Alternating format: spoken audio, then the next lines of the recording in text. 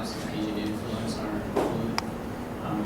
We use our fryer for pretty much everything, from garnishes to main entrees, or components of main entrees. Like John, love the consistency of the fryer. You can't go backwards.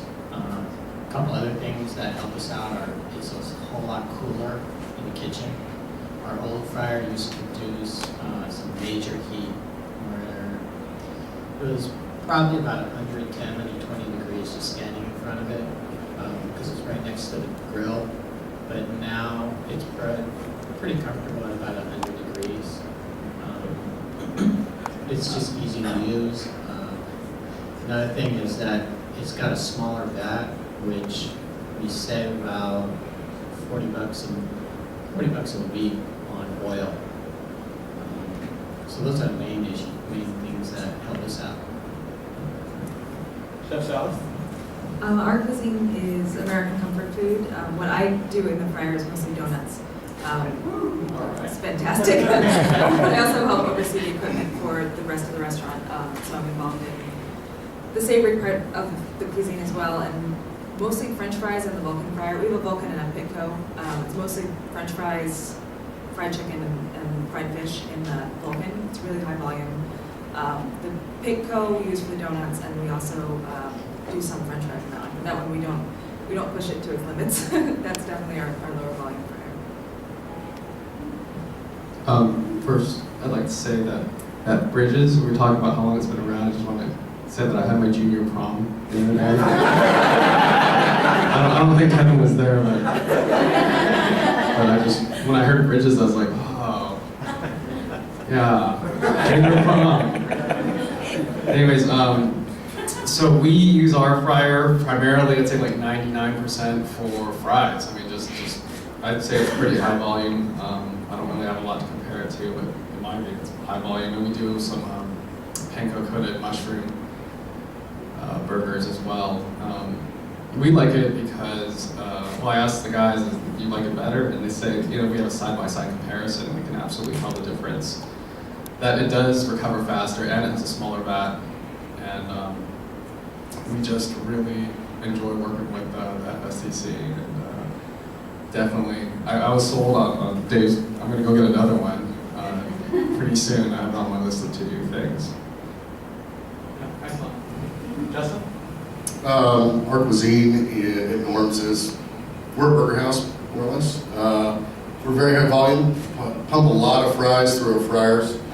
I know I was invited here today now. I'm a shining example of what you're not supposed to do. I've always had low efficiency fryers. Didn't have a lot of money when I started my business, and I've continued on the bad habits of just treating my fryers as disposable pieces of equipment. Recently, Don beat me into doing some testing, and we do have a efficiency fryer in there now. I'm noticing a difference in my recovery times, and it looks like very soon I'll be putting in a second efficiency fryer and hopefully taking care of it and not throwing it away in the next 3 years. Yeah,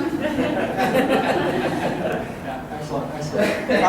And I know that a couple of you were talking about the quality of the food. Have you noticed any appreciable difference? Jason, I know that you've got the two fryers together. Is there a major difference or appreciable difference in the quality of food from either fryer? The quality of food, it's more about the recovery time and what gets faster. Because when we get busy, we get busy. Just backed up orders and stuff like that. So we're pushing them hard, and you can definitely tell the difference between the two. Like one just comes out much faster. So much so that the guys primarily use the high efficiency one, and use the other one too. They kind of favor one over the other. But yeah. Cal? Again, for us, it's not as much the quality. It's the initial heat up time and the recovery time. We get there at 3 in the morning. I prefer that bakers start working immediately. If they turn the fryer on, our previous fryer was about a 40-minute warm up. So they turn the fryer on, they go get the donuts out of the walk-in, and then they do something else for 20 minutes. Now they pull them out, they get the donuts out of the walk-in, they're ready to go, which is great. The recovery time between batches, there is essentially no training required for waiting between batches for it to warm up. one batch in, another batch out. It's very fast. Same with French fries. We don't have to train the cooks to make sure it's warmed up. We're doing about 300 orders of French fries in a busy lunch service, and they're just in and out all lunch. And there's not really any training for letting the fryer be warm. So. Any thoughts, Chef? Food Just, quality? the quality is definitely much better, the recovery time is better. As much as I like to think that our crew is great, which they are, sometimes they don't, like she mentioned, always have the discipline to let it heat back up, resulting in something not quite as good as what you want it to be. Yeah. A huge quality, huge difference in the quality of the food. I use peanut oil also for the fries, for everything. And like I've said before, just the recovery time is amazing. Since you use peanut oil, which is, I understand, fairly expensive, have you noticed any difference in oil life? Or are you getting more life out of your oil? Yes, a lot more life on oil. We used to change it out once, twice every 10 days. You used to. Now, I don't remember when we changed it. Now it's like every 2 weeks. It stays clean because we don't use it all the time. But when we do, like a busy lunch service for us, we'll do not 200, but like I don't know, 20. Would you, based on your experience, would you specify this type of fryer again?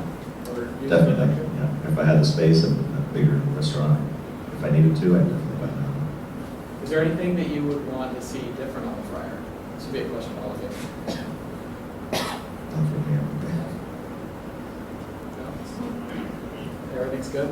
And then, did anybody else? I know that Chef Kevin also indicated that there was some oil savings. Did anybody else notice any differences in oil? I know that Justin, you haven't had a long enough to that. I've noticed a difference already. I change my oil every 3 days. Mm-hmm. And I'm using rice oil, which is not cheap either. The new fryer, I'm still changing every 3 days, but I could get away with it another day or two in the new fryer. The oil's looking much better than the side-by-side comparison with what I was using before. So, and I've only been running about 2 weeks, so I'm looking forward to seeing some savings. So you have both fryers, are you saying the staff, line cooks? Yeah, they like the new fryer. Yeah. Shocker. Values before, anybody want to comment? Is it just running too fast? Well, we talked about the initial cost. The second thing is the interruption. So, like whenever you need maintenance, it's just like, I don't know, like when they come in, what time. But thus far, once you get over all that, it's well worth it. Well worth it. For us, it was cost and education about the equipment. Before I used to look at it like a used car salesman. It's like, yeah, whatever kind of deal we can get, sure. So I kind of skimmed over it until I met Eficcent, and the education process has just been amazing, which has definitely changed my outlook on purchasing equipment and research into it as well.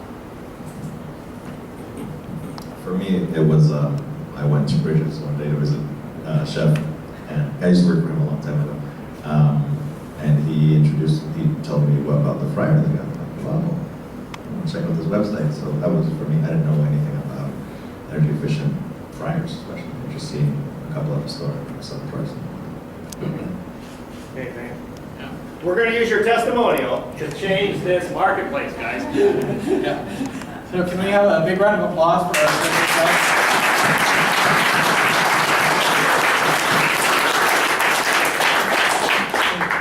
Thank you so much.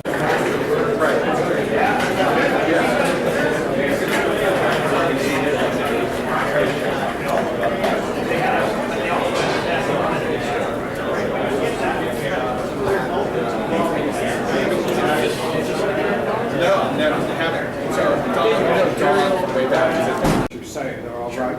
You change the culture in the kitchen. Right. And that's the real high point. All those things that make it work. Yeah.